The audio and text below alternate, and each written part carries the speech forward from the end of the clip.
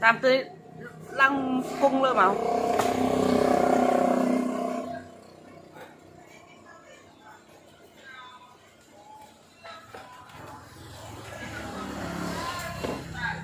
làm từ đấy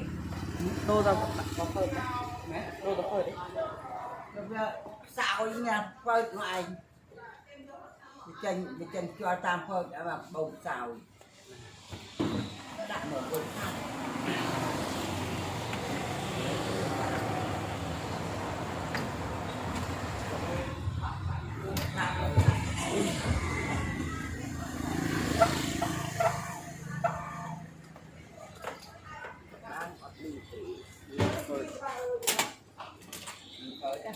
đó cho làm khôi tập phơi đây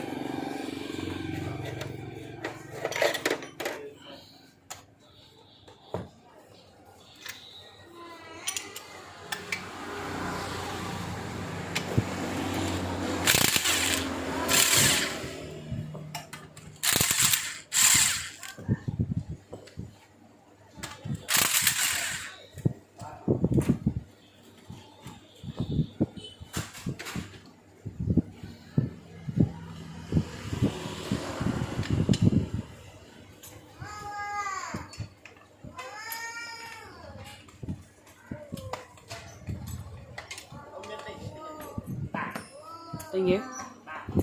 đám miền đã vô vào bay mà ấy ơi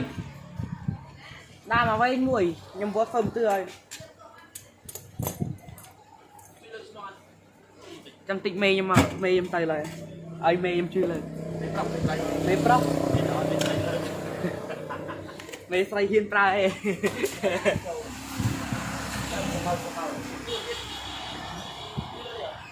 cái băng luôn trong mặt về bầu thì quên chả bơm nó bị chìm nó mặt tiệc ở này ở trên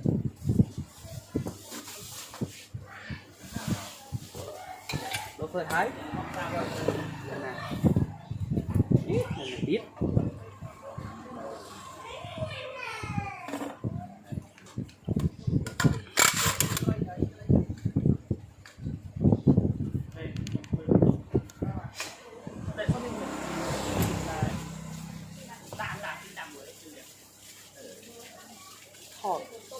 thọt băng thịt cái này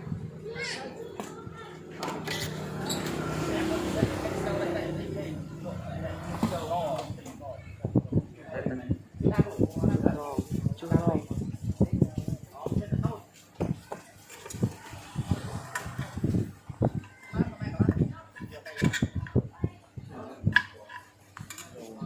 cái dập đầu đặt mấy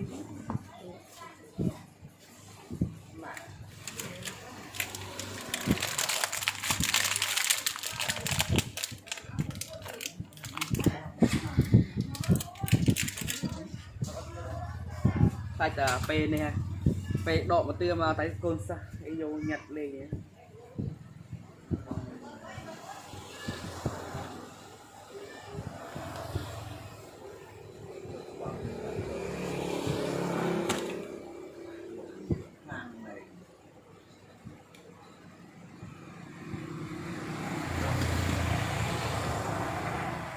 các con sa lột lên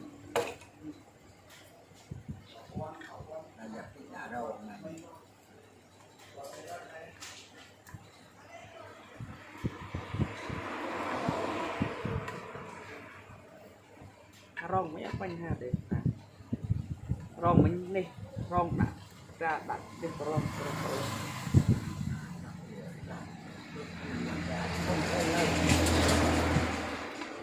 chăn cho ai là màu rất thân lực thành con thân lực lừa đây đặt cho đặt lông cho là chặt con đi nó cho đây này nó hà nó thành con thân lực bên này chiên chăn là thơ giỏi thơ mà trâu có xoa nó bay vỗ mặt đằng này đại cho đại lang đại cho đại lang xoa nó là hai cái con thơ lực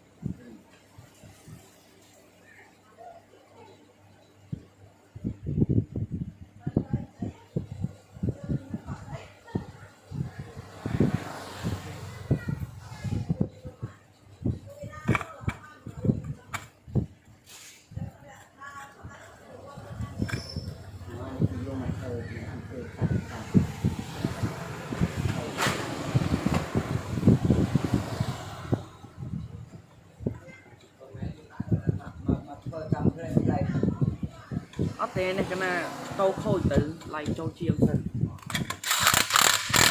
chiêng cho chiêng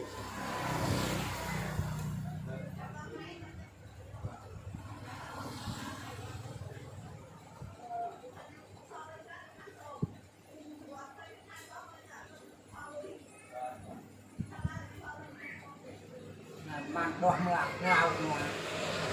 đâu phải là làm mà bằng được trong một băng lên anh ấy nó cao nào cao ô nó cao thế hỏi á và cái này mà không cái nào không đi châu hả à cái này có lo tôi thì cái này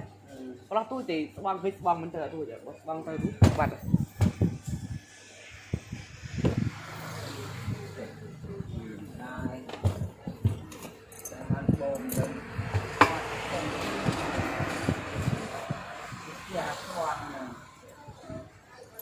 bia xe hay trên thì giá từ này thì có cần bơi để mình thấy cái hạt trồng